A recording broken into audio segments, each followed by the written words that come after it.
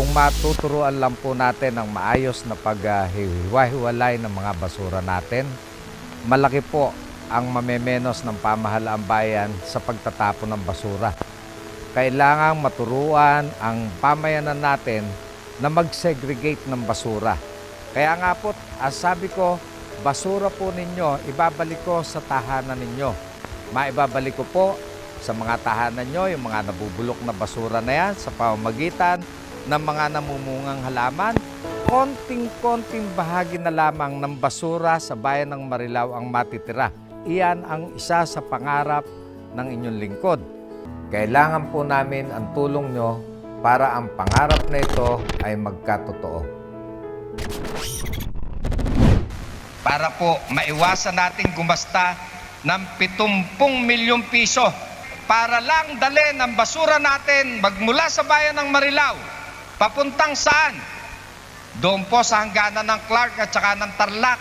Pag idiniklara ng pamahalang bayan, gawin na natin ang segregation ng basura.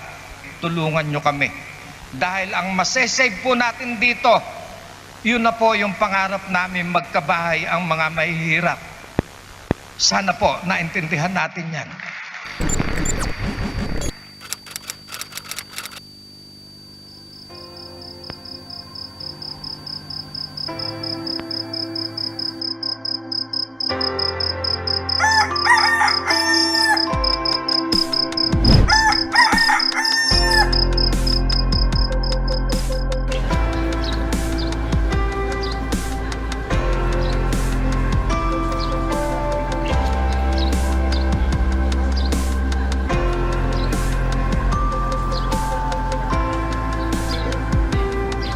Alam niyo po, nung panahong pinangarap po to, nung una pa lang akong nakaupong punong barangay. Habang ako'y naglilingkod bilang punong barangay, inisip ko kung paano ayusin ang barangay ng patubig. Na noon, gusto ko makapag-segregate, maiayos yung mga basurang hindi nabubulok, mapaghiwa-hiwalay upang pakinabangan. So, yun yung nasa isip ko palagi. Kaya nga nung ako'y nangangampanya, inisip ko yung pangarap na yon ay matutupad ko kung ako'y papalarin.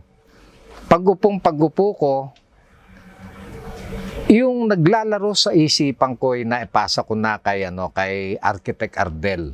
Sabi niya, "Architect, pare," sabi niya, magkaharap lang kami. Ang sabi niya, "Pare, ito ang mga naipangako ko nung kampanya. Dapat magawa natin ito," yung nasabi ni Mayor. So, mula sa punto na yon, inisa-isa niya sa akin yung mga visions niya sa Marilao at lahat ng nabanggit niya nung panahon ng kampanya nila. Hindi madali yung mga narinig ko. So, parang ang laki nung pinasang trabaho sa akin ni Mayor para magampanan niya yung napangako niya na yon. Pero on the other hand, naging challenge din sa akin. Ang ginawa ko, nilagay ko yung sarili ko sa sapatos niya.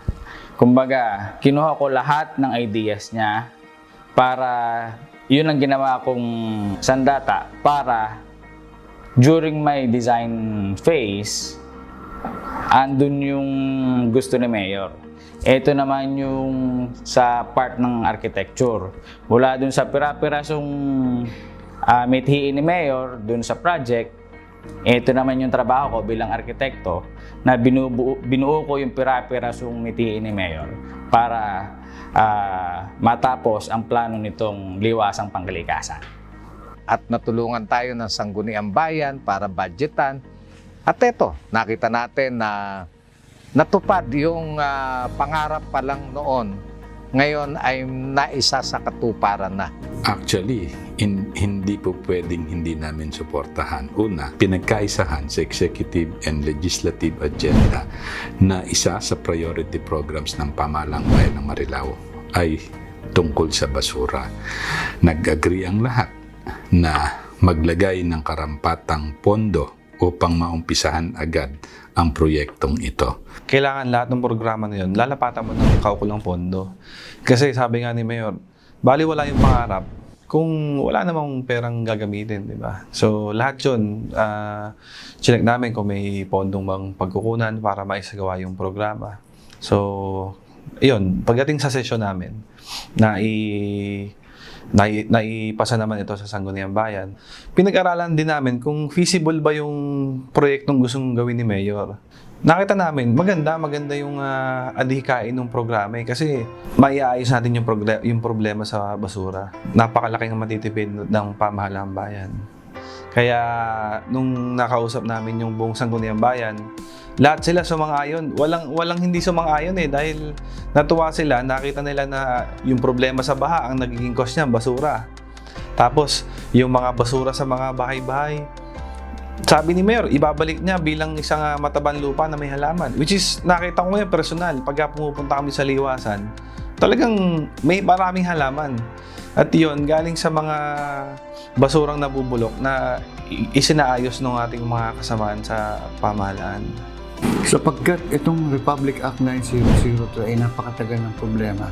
Alam naman natin na environment natin, napakaraming problema. Dumadaan pa tayo dito sa napakalaking issue ng pandemic. Kaya talagang dapat magtulong-tulong ang lahat. Ang makikinabang dito ang buong bayan, buong Marileño. Kaya talaga kami sa Sanggunian, talagang ipinugusto po namin. Alam namin ito ay napakagandang proyekto. Kaya yan ay 100% nakasuporta ang buong Sangguniang Bayan. At umasa kayo, mga kababayan ko, na ito, aayusin natin lahat dito yung basura para makamenos tayo na napakalaking halaga na ang matitipid dito ipampapagawa ng mga bahay do sa walang kakayanang magpagawa ng bahay para hulugan nila ng maliit na hulog.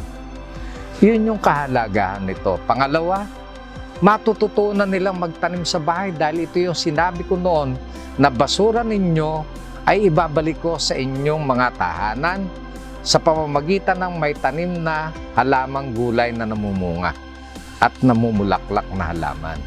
Bawat pagtatapon natin ng basura mula sa bayan ng Marilao papunta sa Clark, sa Tarlac, para din tayong nagtatapon ng pera, di ba? So, yun yung katumbas noon. Kaya kung malilimitahan natin yung pagtatapon ng basura doon sa Clark, malilimitahan din natin yung pagtatapon ng pera para sa basura, di ba? At magagamit natin sa mga iba pang socio-economic programs ng ating pamahalaan. As to the figure, more than 70M ang expenditure ng ating bayan per annum. Kaya kung i-divide mo siya into per month, nasa around 6M din ang ating per month. Kaya pagbabatayan natin yung wax, wag na yung 52, yung 50% na lang. So that accounts to 3M, yung kalahati noon, which is compostable o biodegradable. Yun lang yung mabawas natin. Wag na nating sabihin 100%. Makuha na lang natin sa pasimula ang 10%. That is already 300,000. At kung magtagumpay at maging 20%, that is already 600,000. So, madaling kwentahin lalo si Mayor, napakagaling sa kwenta. So, iyon siguro ang nagbubunsod sa kanya kung bakit tutukan natin ito. Sa bawat household na lang, sa bawat pamilya na lang, ang ibig sabihin, ang na-generate nilang basura sa araw-araw, ang sabi ng wax ay kalahati nga daw doon, ay maaari pong gawing compost o compostable o recyclable. Imagine po ninyo, huwag na natin sama yung ibang mga bahagi ng basura batay po sa waste characterization na kalahati lamang po nung sinabi ko kaninang 6M, which is equivalent to 3M. Yung 3M po, pag i-multiply po ninyo siya sa isang taon, 12 months, that is 36, tama ba yung kwento ko? 36 million. So, yung 36 million, imaginein po natin, meron po tayong 16 na barangay. Sa tigda 2 milyon na lamang po, may matitira pa pong 4 na milyon. So, marami na pong mapapagawa. Nung una, pinatawag kami ng mayor kasi malaki ang gastos natin sa pagtatapon ng basura sa sanitary landfill through our hauler. So, tinanong ako ni mayor, may magagawa ka bang paraan doon para makatipid tayo? Noong una, siyempre, nanghihina ang loob ko. Ang lumabot pa sa isip ko na yung mag-resign na, hindi ko kaya dahil parang napaka-imposible. Dahil wala pa akong nakikitang bayan na may gumagawa ng ganyan. So, hindi ko kaya, sabi ko kay Mayor. Parang Mayor, mahirap. Ngayon, itong atin namang mahal ng Mayor, alam mo naman yan, mahilig mang-inggan ng tao yan. Na lakasan mo ang loob mo at kaya natin yan. Kaya mo yan, Buboy. Sige po, Mayor, pipilitin ko po. Kaya nga dito pumasok yung pagre-research ko sa internet, sa mga kakilala ko. Nagpunta ako sa mga opisina. Nagpakita ako ng sample kay Mayor ng mga paso. At pumasa naman sa kanya na galing sa plastic. Tiles, nagpakita rin ako sa kanya. Nayari din sa basurang plastic. Yung mga bricks. Sige, Buboy, sabi niya, tuloy-tuloy mo na yan. At doon na naisipan ni Mayor na lagyan ng poste, railing, ang mga kalsada ng diwasang pangkalikasan. Mula nung mainggan niya ako ni Mayor na ganyan, naging masipag ako sa pang-araw-araw na pagtatrabaho sa opisina. At itong ating liwasang pangkalikasan, pag ako'y dinalaw ng mga anak ko, anak, ito ang ginawa ni Papa. Sa pagtsatsaga, nakagawa ako ng isang bagay na nabubulok na lang na itatapon ay napakinabangan pa ng bayan ng Marilao. Kaya anak, huwag nyo ikahiya. Umaga, ang papa nyo, ito, sabi nyo noon, may maliit ang sweldo, kayo malalaki sweldo nyo. Ito ako ngayon, maliit ang sweldo ko pero malaking ambag ang nagagawa ko para sa bayan ng Marilao. So, sana anak, maging proud kayo sa papa nyo. At yun din mga bata na yan, pag nakikitang sila'y gumagalaw na naayon doon sa programa, kahit matigas ang ulo ng tatay niya, pag nakikitang yung mga anak-anak nila nakikiisa, sila pa kayang magulang na may isip na ang hindi makiisa. Kaya nga ako po ay nakikiusap sa lahat ng mamamayan sa bayan ng Marilao, sumunod lang po tayo at maniwala po kayo, maiaayos natin lahat to. Yung lahat ng kapakipakinabang magagawa natin para sa inyo. Hanggat tayo'y nakikiusap, nagmamakaawa, alam ko tutulungan ako. Pananalig sa Diyos, alam ko kailangan yun. Kaya nga tayo nananalig sa Kanya. Kaya naman tayo binibiyayaan ng ganito dahil mahal tayo nun. Lahat tayo mahal ng Diyos. Kaya pag ang programa mo ay totoo at talagang isasakripisyo mo yung sarili mo, alam ko maintindihan ako ng kababayan ko.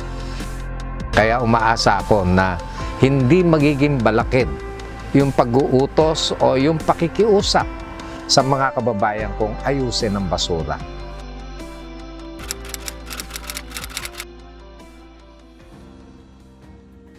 Kung mapagtutulong-tulungan namin ang mga pamahalaang barangay, ang tungkol sa basura, napakalaking bagay sa mamamayan sa bayan ng Marilao. Sabi ko nga, yung basura ibabalik ko sa tahanan nila, di ba? Ganon din ang gagawin ng mga pamahalaang barangay. Magpapaligsahan sila kung paano tamnan lahat ang mga bakanting lote na hindi ginagamit. Pakiusapan ng may-ari ng lupa, tamnan ng pamahalaang barangay, tulungan ng pamahalaang bayan na makatulong tayo sa lahat ng mamamayan sa bayan ng Marilao. Upang nang sa ganon, kung mangyari, wag naman sana na mangyari yung ganitong klase ng pandemya. No, nakita natin na talagang nahirapan ang gusto yung mga kababayan natin.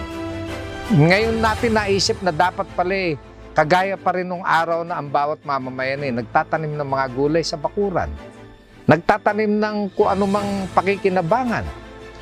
Ngayon natin nakita yung kahalagahan. Kaya nga sabi ko, kailangan bumalik tayo doon sa dati na kailangan natin na magtanim. Unahin natin dito sa ating pamahalang bayan. Tayong mga nanunungkulan dito sa gobyerno, magmula sa ating pamahalang bayan, magmula papunta sa ating pamahalang barangay, sa ating mga guro at lahat ng mga nasa gobyerno, tayo magsimulang mangunang halimbawa upang yung ating nasasakupan ay magkaroon ng pagsunod sapagkat kung tayo ang manguna, magiging halimbawa, ang tingin ko ay kayang gawin. Basta mayroong pinagsisimulan at magiging halimbawa yung mga nanunungkulan. Ako, ang tingin ko, yung dahilan na para hindi magtagumpay ito, yung lamang hindi ako paboran. Yung iniisip ng punong bayan ay hindi paboran ng Sangguniang Bayan. Hanggat kami nagkakaisa, hanggat naintindihan nilang yung programa ay maganda, alam ko tutulungan ako ng Sangguniang Bayan sa pangunguna ni Vice Henry Lutaw. Kung meron mang magiging balakid para ito ay hindi maging matagumpay, yung pakikiisa ng taong bayan sa programang ito. Kasi meron din silang gagampanan na tungkulin para maging matagumpay ito. At iyon, yung waste segregation at source. Ibig sabihin, sa bahay pa lang kinakailangan ang mamamayan matuto na kung paano mag-segregate ng basura. Napakahalaga nito sapagkat ito ay may kinalaman dun sa ating pagsasayos ng mga basura sa bayan ng Marilao at malaki ang maitutulong natin dito upang maturuan natin yung ating mamamayan na magkaroon ng disiplina sapagkat hindi naman ito magtatagumpay kung hindi makikisa at susunod yung ating mamamayan. Ang pinakamahirap hindi yung basura Ang pinakamahirap yung pagpapasunod sa tao. Pero dahil kung ikaw bilang isang leader ay hands-on ang iyong ginagawa, palagi ko'y walang dahilang hindi magtatagumpay ito, bagamat alam kong mahirap ang pagdadaanan. Medyo matayog, medyo mahirap, pero kaya natin yan. Basta sama-sama magtutulong at makikiisa yung ating mga nasa pamahalaan, pababa doon sa ating mamamayan. Ang liwasang pangkalikasan ay simbolo. Simbolo hindi ng halamang natatagpuan doon. Hindi noong building doon. Hindi noong yung fund na naroon. Ito po'y simbolo ng kung papaano mangarap tayo na dapat ang kapaligiran natin ay ganito. Pero papaano po natin ito ma-attain? Kung yun lang bahagi na yon, ang mukhang kalikasan o liwasang pangkalikasan, tayo po sana sa ating mga bahay ay makagawa rin ng munting liwasang pangkalikasan sa loob ng ating bakuran, kung meron pa po kayong bakuran. Sana po i-replicate po natin ang ginagawa ng ating punong bayan na pangbayang liwasang pangkalikasan into a barangay liwasang pangkalikasan. Nang sumunod po ang tao sa ating mga nasasakupan para maging tagumpay ang gustong mangyari ng ating punong bayan sa ating minamahal na bayang Marilao. Itong pangarap nga natin, makikita nyo itong lahat nato mula nung ako'y mangampanye. Sinabi ko lahat sa tao kung ano yung gagawin ko. Noong una, ang sinabi ko sa inyo, magiging libre ang gamit ng eskwela sa bayan ng Marilao. Mula daycare, elementary, high school, college, libre ang gamit. Yun po, hinyanda na po natin yon. Magiging libre yung vitamins ng mga senior citizen. Nabili po natin yon at yun naman naka-allocate na yung pang 1 taon. Kaya nga lamang, lahat po ngayon binigyan natin ng vitamins nung panahon ng COVID Kaya medyo kapos ng konti sa senior citizen. Pero yung sa susunod na purchase, lahat po ng senior citizen talagang buong taon ay magkakaroon sila niyan. Kaya po, yun yung pangarap kong dalawa na nauna na yun, natupad na po natin yun. Yung scholar, nakahanda rin po yung pera para sa scholar sa 3,000 estudyante. So, nakahanda na po tayo ron. Ngayon, ito naman pong sa liwasang pangkalikasan, nakita nyo sa loob na 1 taon mula nung sabihin ko na mayayari ito ng June 30. Noong pa lang pong 100 days na hindi pa ito inuumpisahan, sinabi ko sa inyo na sa June 30 ay mayayari ang liwasang pangkalikasan. Nayari. Ano pa ba yung talagang pinangarap ko, ikinampanya ko noon? Yung pundiki sa Sapang Tabon. Yung po mayayari po yon sa year 2021. Huling buwan ng 2021, Disyembre, magagamit po yon. Pakikinabangan na ng bayan ng Marilao.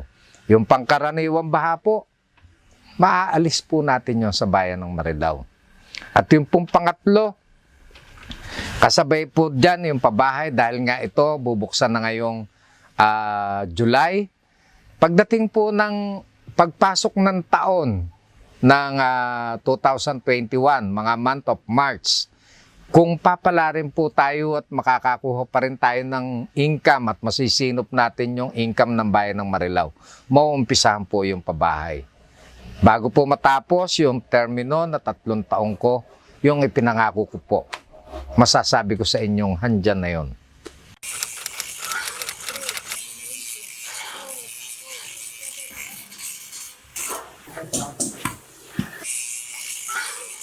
Kaya ito'y na-design ng gano'n, ano.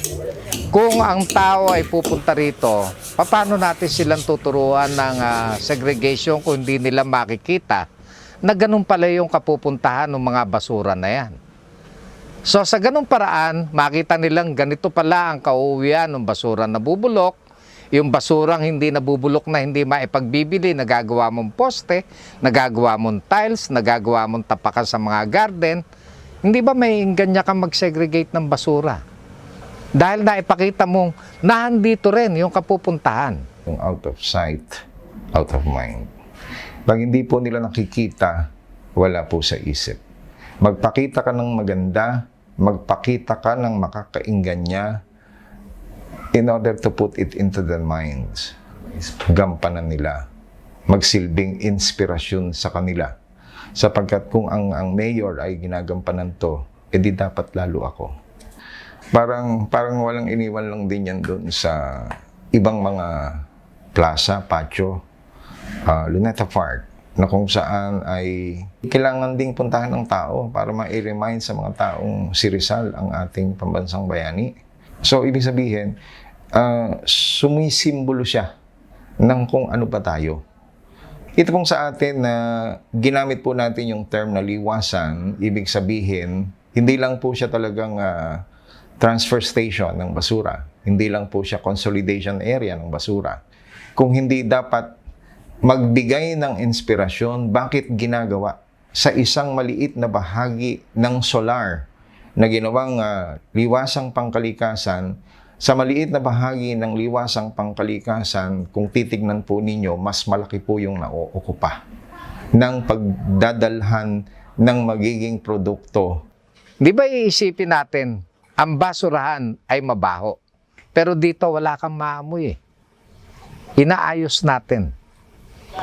Kung makikita mo, nasa isang magandang lugar yung building na paglalagyan. Sarado. Pagdating sa loob, ipoproseso ng maayos to. So wala ipangangambay yung mga kapitbahay nito. Wala. Yan, dyan na nga ayusin yung basurang nabubulok. Yung basurang nabubulok, paglabas niya, lupa na. Makikita mo kung saan papasok yung mga juice niya, pipigain siya, dadaan siya sa steam. Pag napiga, wala nang kaamoy-amoy yung basura dahil nakook siya, tapos naging lupa na siya, mataba kaagad.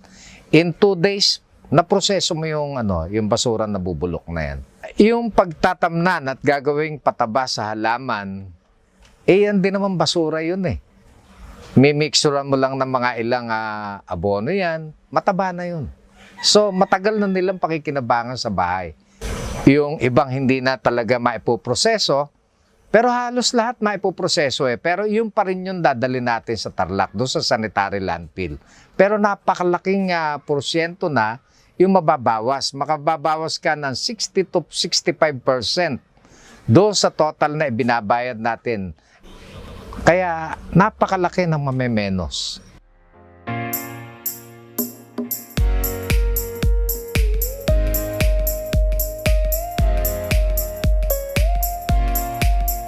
Itong building na to ay nahandyan yung office ng DA, office ng Menro, office ng Tourism, at yung malaki rito yun ang seminar room. Ang lahat ng taong pupunta rito upang mamasyal at tingnan yung kapaligiran dito, dadaan muna do sa seminar room. Tuturuan sila ng tourism kung ano ang kahalagahan ng kagaya nito. At ituturo sa kanila kung paano ayusin ang basura sa bawat bahay.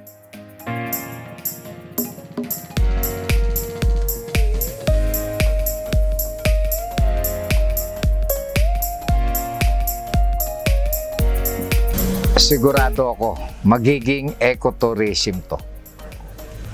Dahil ngayon pa nga lang yung iba nakakaalam kuminsan dito na nagja-jogging sa loob. Nakikita nila maganda sa loob nitong liwasang pangkalikasan. Hindi naman sa pagbubuhat ng bangko, makikita mo kung ano yung ayos nito. Meron ditong ng basura, yung gawaan ng lupang mataba, segregation ng basura para yung iba may pagbibili. Pero ang kabuuan nito, kantahin mo yung bahay kubo. Handon halos lahat. Siguro, isa dalawa lang ang hindi mo makikita. Pero hanggang sa ngayon, pinahanap ko pa bini noon. Kaya nga, pag inikot mo to, isa-isahin mo, kumanta ka ng bahay kubo at dito ay makikita mo halos lahat sa pag-awit mo noon. At nadagdagan pa nga dahil pati prutas andito na Meron ditong abukado, meron ditong santol, meron ditong guebano, meron ditong rambutan, may lansones, mayroong mabolo. At kung titingnan mo, maaaring hindi ko lang matandaan, meron pang marami pang iba. Kaya nakakatuwang pag ako nga, sabi ko sa iyo tuwing madaling araw, andito ako. Dahil para ba sa sarili ko yung naging problema ko noong nakaraang araw, natapos lahat pagpunta ko rito dahil nangiti ako. Nakapagpapangiti.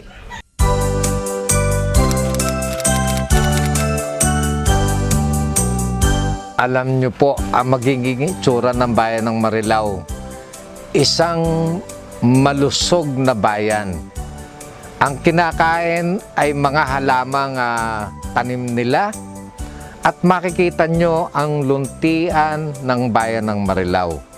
Makikita mo kahit i-drone mo to, makikita mong ito'y green. At makikita mo kung paano mo na pagbuklod-buklod ang mga kababayan mo doon sa programa na yan. Kaya, alam mo, iyan ang pinakamagandang magiging pangarap ko sa madadala ko hanggang sa huling hantungan ng buhay ko. Alam ko, nakikita ko ng magulang ko ngayon. Kahit nawala na sila, pangako ko sa kanila ito na ako pag naging politiko, magsisilbi, hindi magnanakaw. At kailanman ang iniisip ay kapakanan ng bayan.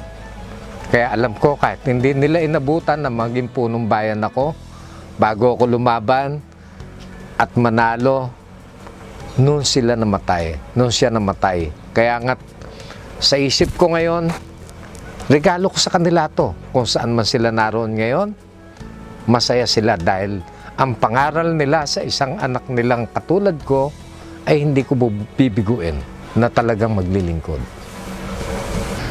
Sa akin pong mga kababayan, tulungan niyo po ako. Magtulungan lang po tayo. Masusunod natin lahat itong aming iginawa nato. Sa pakikipagtulungan niyo po, maiayos natin ang basura, makaiipon tayo ng perang magagasta sa ibang bagay. Kaya po, tulungan lang po tayo. Ramdam natin ang serbisyo, ramdam natin ang pagbabago. maiiwan, ikaw at ako. Walang iwanan, magkasama tayo.